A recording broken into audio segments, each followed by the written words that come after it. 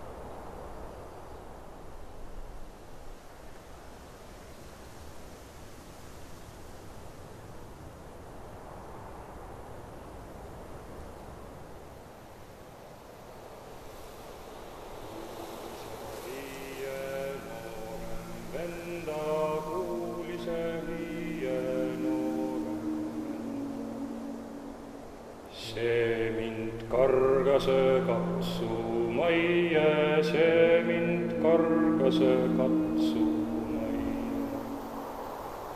Vapperdas vaatamaie, vapperdas vaatamaie. Kulda kattelat käessa, kulda kattelat käessa.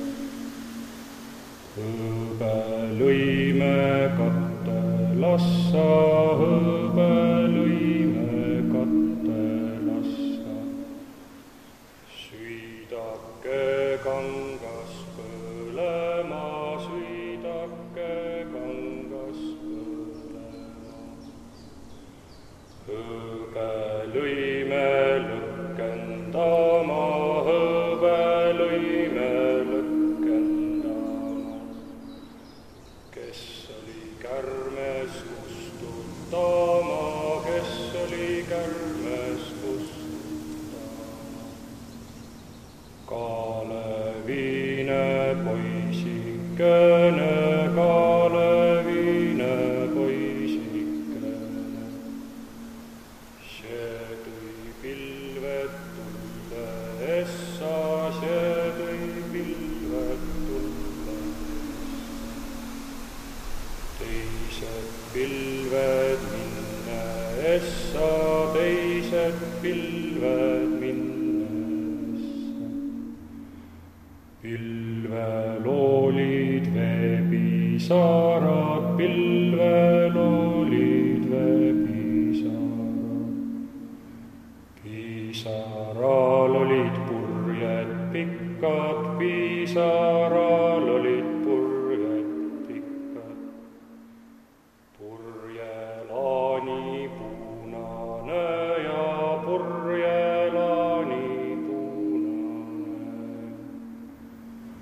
Aanel saaba sinine ja aanele saaba sinine.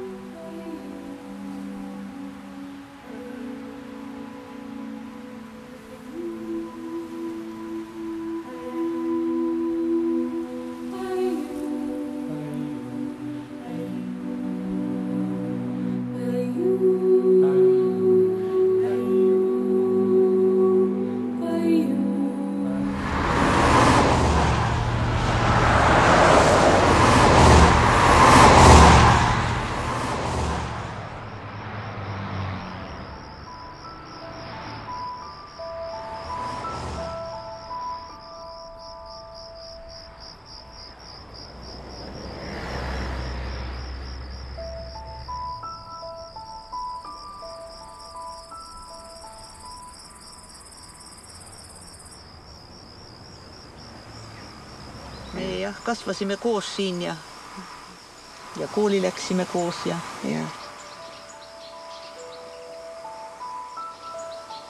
Nii et vähe on meid siin. Ja need inimesed, kelle käest te midagi nagu teada oleksite saanud, neid enam ei ole. Mägi oli väga ilus, me sõitsime sealt suustelt alla. Ma mäletan talvel, sealt poolt sai kuidagi nagu väga hästi peale, aga siit poolt me siin mäest kui alla lasksime, siis me olime juba peaaegu pooles kodud ees. Vaat nii kõrge oli see mägi ja nii ilusasti sai sealt alla lasta. Aga jah, sellel mäel oli väga kurb saatus.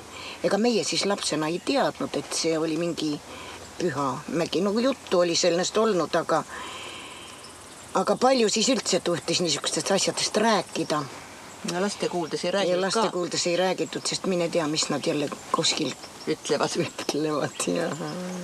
Aga siis 57. aastal siis lahutati see mägi ära. Siis jäi sinna järgi nagu üks aukude hunnik ja suured kivid, need lükati vist kõrvale, need neile ei sobinud.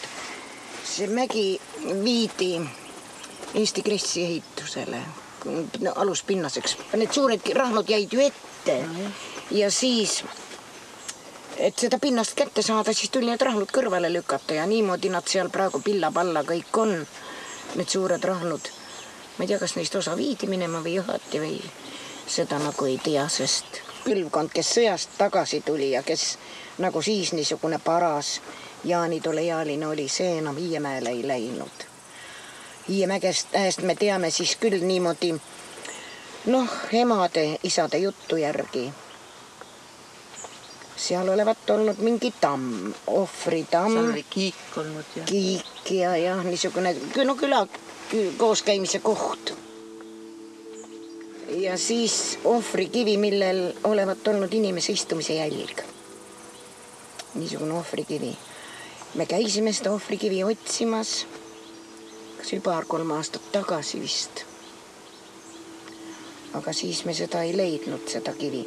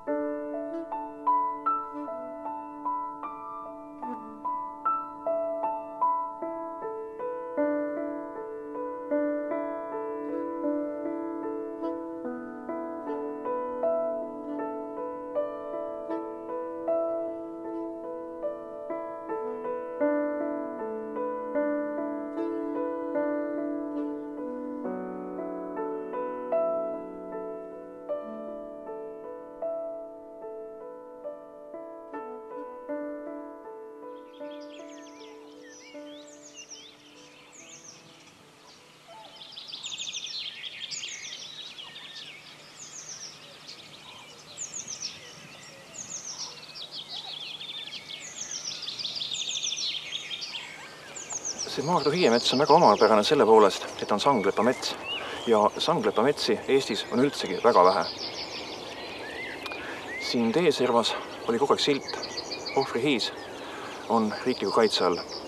Teadsime, et see mets on kaitse all ja teadsime, et siin kunagi raiet tulla ei saa. Aga selle aasta 2. aprilli hommikul helistas mulle minu sõber Leo Läti, kes elab siin samas metsaservas ja ütles, et toodi raiemasinad kohale ja on alustanud lageraiet. Tulime vaatama, tõepoolest, töötas üks suur raiemasin ja iga minut järgi kukkus maha üks puu. Seda pilti oli päris kole vaadata, sees olid siin suured rööpad ja muda. Proovisime ühendust võtta kohe kuskilt poolt inimestega, kes oskaks meile öelda, kas see raie on seaduslik. Kuna oli laupäev, siis kedagi kätte ei saanud. Esmaspäeva hommikul võtsime kohe ühendust Keskkonnaametiga, võtsime ühendust Muinsuskaitseametiga. Ja mõlemilt poolt olid vastused, et see raie on seaduslik ja samas töötas masin kogu aeg edasi.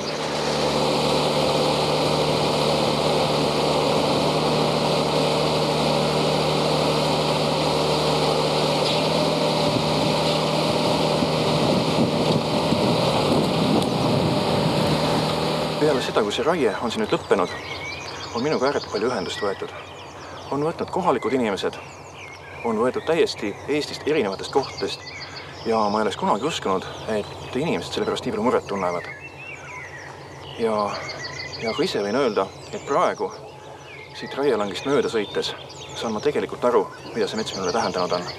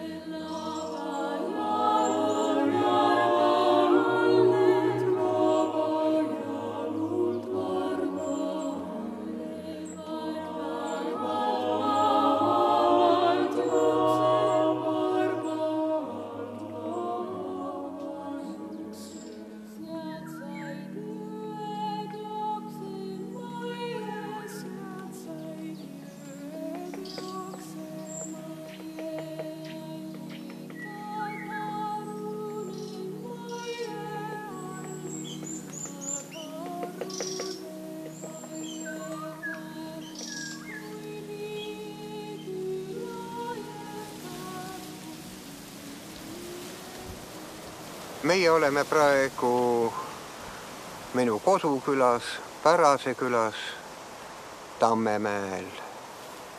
Tammemäe kohta ütles minu oma külamees Andri Ausmeel, et siin ei tohtinud oksa murda ega lehte kõverdada. Looduse vägi pidi siin oma tahtsi olema.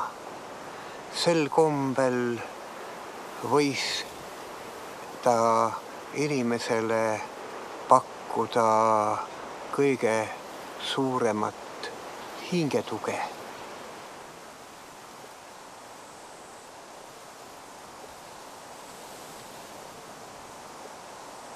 Siit on kõige lähemal Tammemäele nii umbes 80 meetrit. Ja iga kord, kui minu emar Milde või tädi Asta 1930. aastatel siit kas lehmadega, lammastega või lihtsalt kõndides läbi läksid, pidi alati selle koha juures andi andma.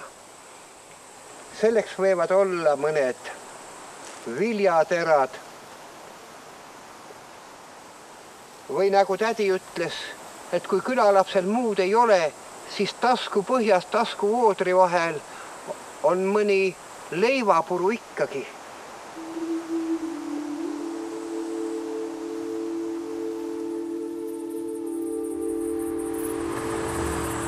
Iialune on meie talu maade sees.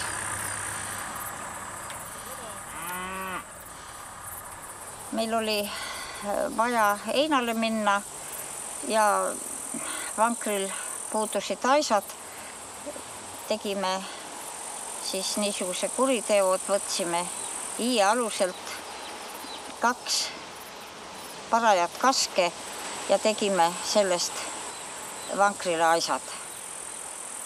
Saime hobuse, panime hobuse vankri ette ja hakkasime tasapisi minema. Esialgu oli hobune igati rahulik ja mõistlik, aga meie suure kivihunniku juures hakkas hobune perutama ja läks lõhkuma.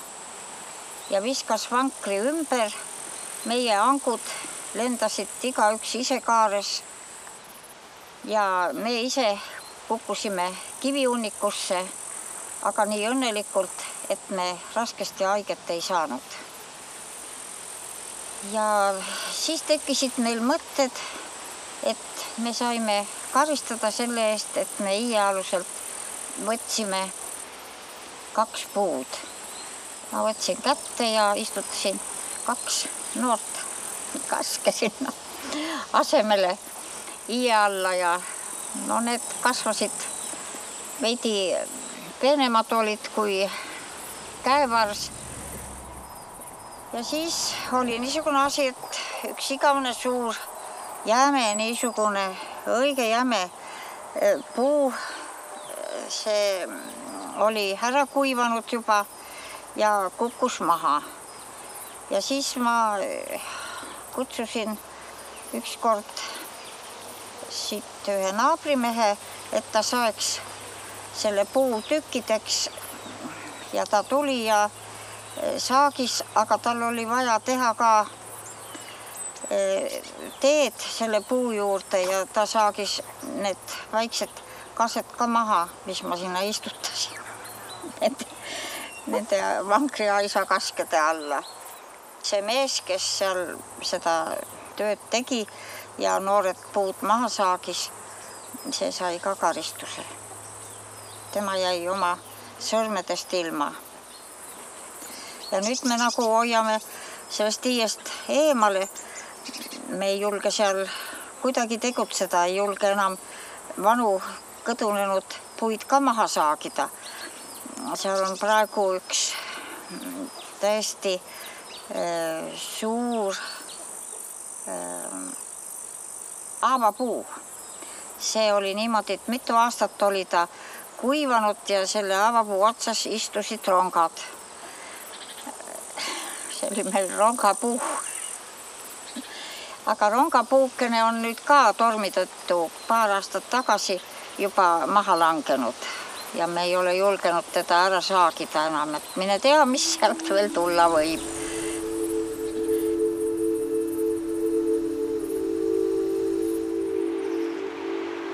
Tuhat 1974 või 5 alustasime selle jõe ääre ümberkorraldamist, istutades jõe ääre 2 rida pärni ja tammesid. Natukene ülespoole on Hiie saar ja Ohvri kivi oli siis selle saare ülemise osa peal, mille nüüd on vesi ära viinud.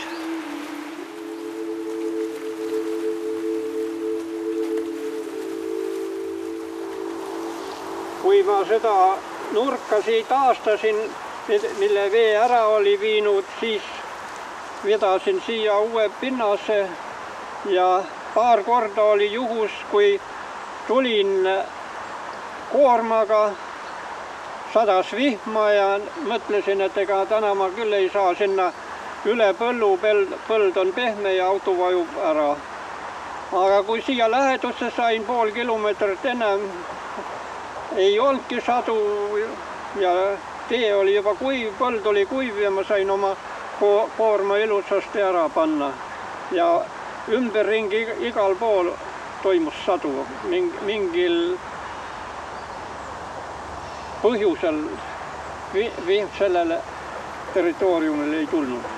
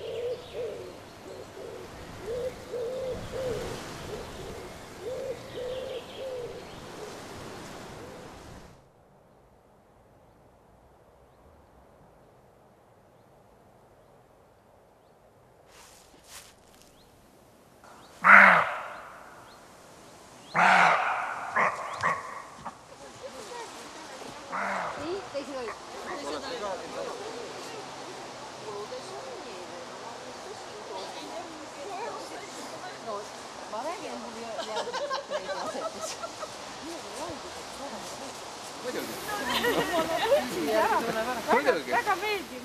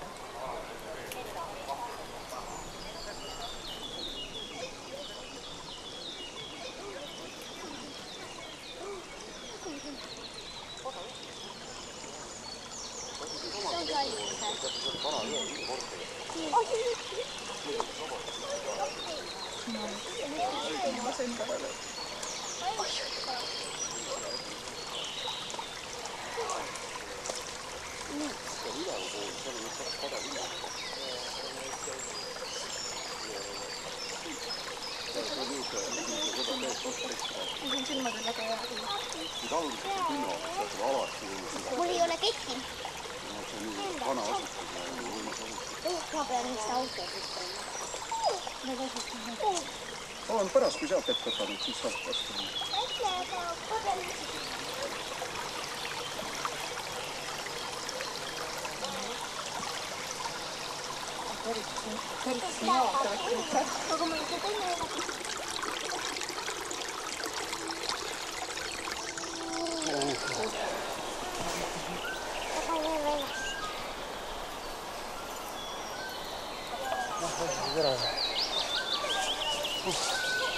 Kellel pole midagi muud polnud anda, mis näib ikka.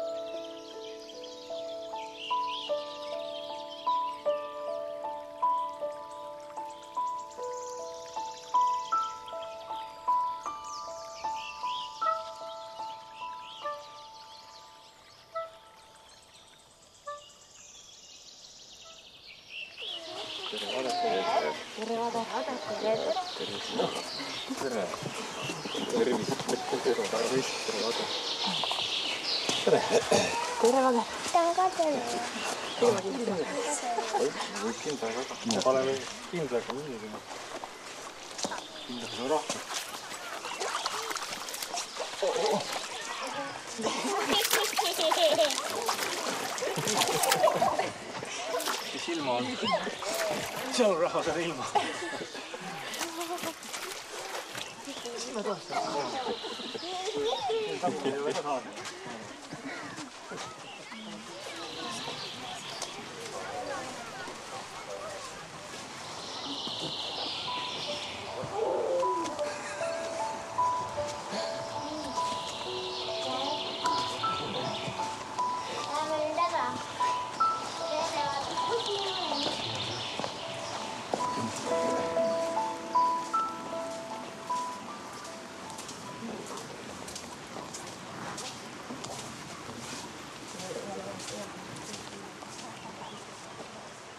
Nõnda kõrgeks, kui see puus, kui varrupoeg kasvab.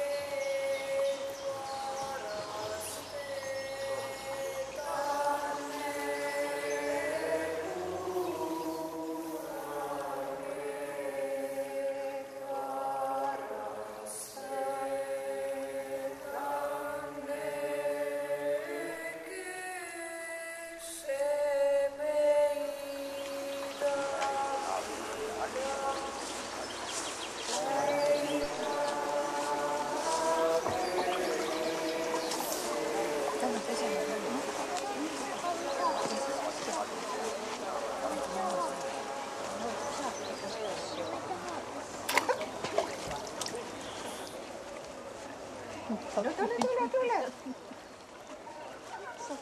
Kas see hüppamine on üle hüpata? Jah. Kuna me teeme päris ärguja on.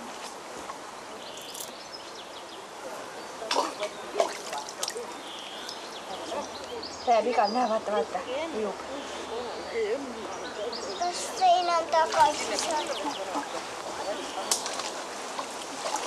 Kuna me teeme päris ärguja on.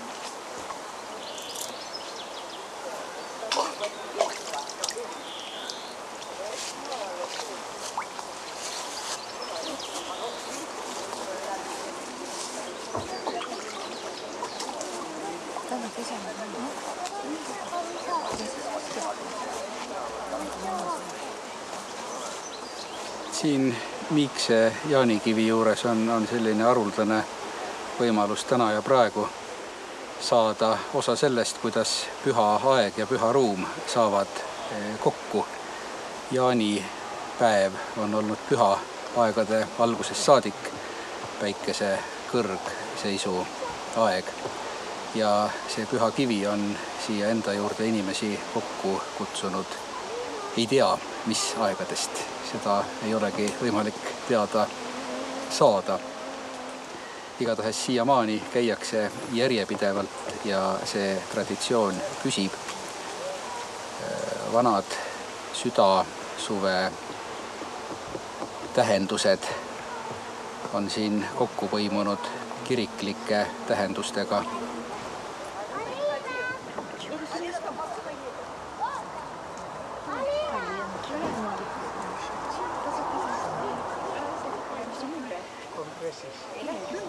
Miks need paigad on tähtsad?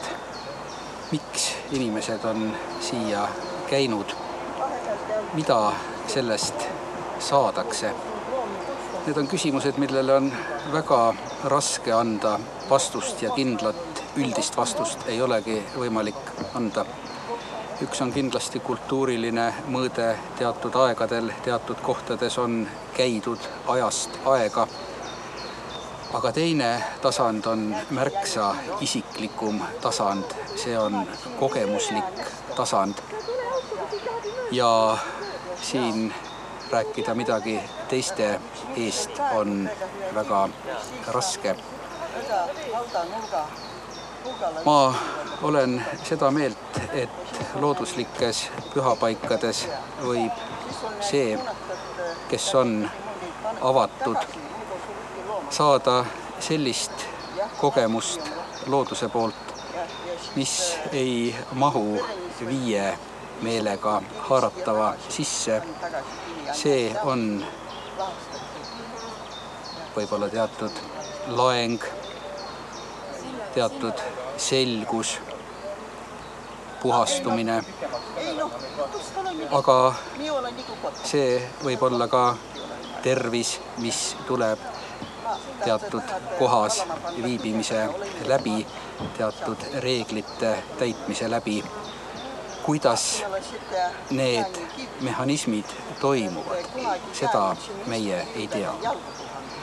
Ja minevikuski inimene on olnud väga praktiline. On teatud, kuidas tuleb teha, et saada mingi häda korral abi, aga kuidas see abi tuleb, kust see abi tuleb, see ei olegi olnud küsimus, millele on katsutud vastust saada. Tähtis on side, suhe kohaga, suhtlus ja see, mis sellest tuleb, see abi.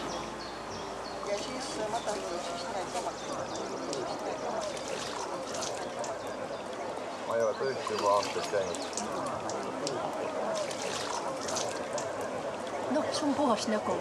Jah, ma tulen ka kohe. 20. Mis sellest on? 20. Ma natuke... Minul ka on. Sina võid ka vidata. Näppu tuleme üles poole. Kuhu tahad? Viska ikka siis. Ütle tervise nimel. Jah. Oota, kanna mulle käsi.